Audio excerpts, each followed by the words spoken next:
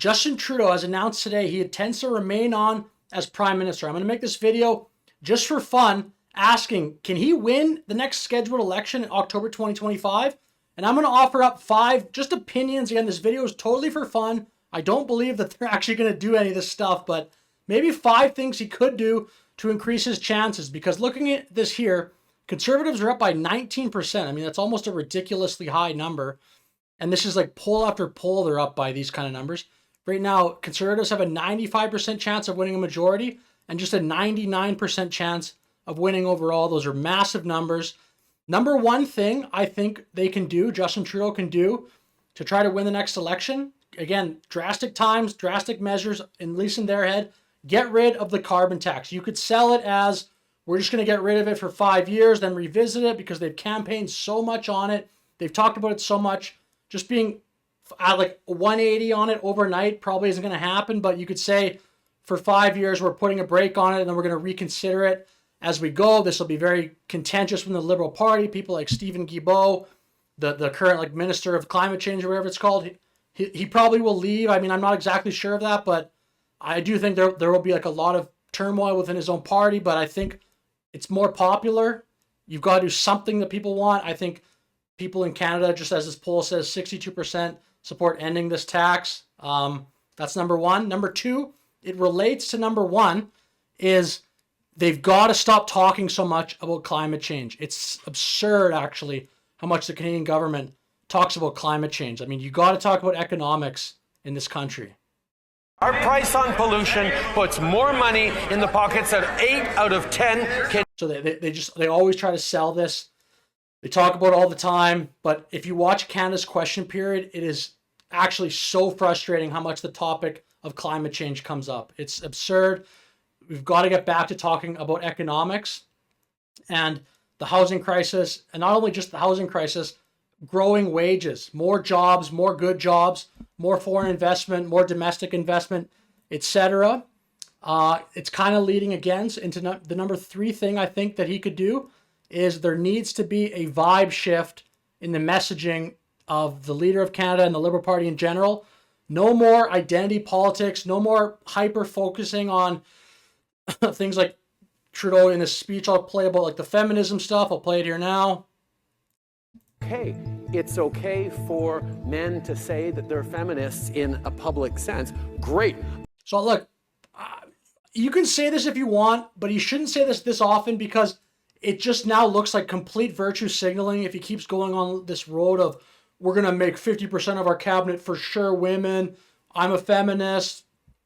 I'm all for like these different groups of people, multiculturalism, etc. There has to be way more focus on how are we all together? How are we all the same? How are we all Canadians? Not all the same, but like what are the things that bring us together, and not just the identity politics of this group, that group, people from this part of the world, people from that part of the world. The focus has to be on economics, I firmly believe. In Canada, I don't think things like this, for example, are giving any more, are going to gain more political points. Can he please explain to Canada's 500,000 Muslim women why he said their chosen faith is anti-women? Well, of course, Mr. Speaker, I said no such thing. In fact, yesterday, Harper did not say the Muslim faith is anti-women, but he did say the Muslim veil came from an anti-women culture. And frankly is rooted in a culture that is anti-women. But today, no more mention of culture. Instead, he said most Muslims... And so just issues like this in Canada are not going to score more points for Trudeau and the Liberals. It's got, like, this worked probably back in like 2015 when it was happening, because he won the election. And this video is from March of 2015, but if you focus so much on these type of things, like these sort of, I don't know if you want to call them cultural or identity politics stuff, it's not, I believe, working anymore. Canadians are tired of hearing it. They want honest results in the country. Number 4 thing he could do is pro-Canada messaging. No more public apologies. And again, like I was saying, there's got to be way less division, less focus on multiculturalism, diversity. How are we all different? We've got to focus on how are we similar? What unites us? What brings us together as Canadians? And that just has to be a focus, not only just in policy, but just in the messaging from the government, because our country is so divided, and I think the more the Liberal Party keeps going on and on about diversity, multiculturalism, it's starting to go the other way, and people want to hear a unifying message. How are we the same, etc. And to that point, they're kind of getting it a little bit, at least like some recent posts from Justin Trudeau's actual Twitter account. Immigration is central to the story of Canada. Our decision to temporarily reduce the number of immigrants is a pragmatic one that addresses the needs of our economy right now. I think this is a winning message. It's true, like immigrants and immigration is important to this country, but you're getting into a dangerous area where so much of the focus goes to that. Little fringe elements are popping up on the other side that are completely anti-immigrant. You do not want this. This is not good for the country. This has to be more measured, and it's just a fact that we have too many immigrants for the amount of houses we have, our healthcare system, etc.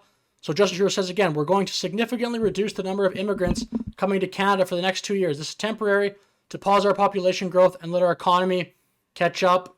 We have to get the system working right for all Canadians. Again, I think that's a good, it's a more pragmatic and a more honest message. Again, for Justin Trudeau says, we're going to have fewer temporary foreign workers in Canada. We're bringing in stricter rules for, this is a perfect example, this line of what he should be. This is a great line, actually.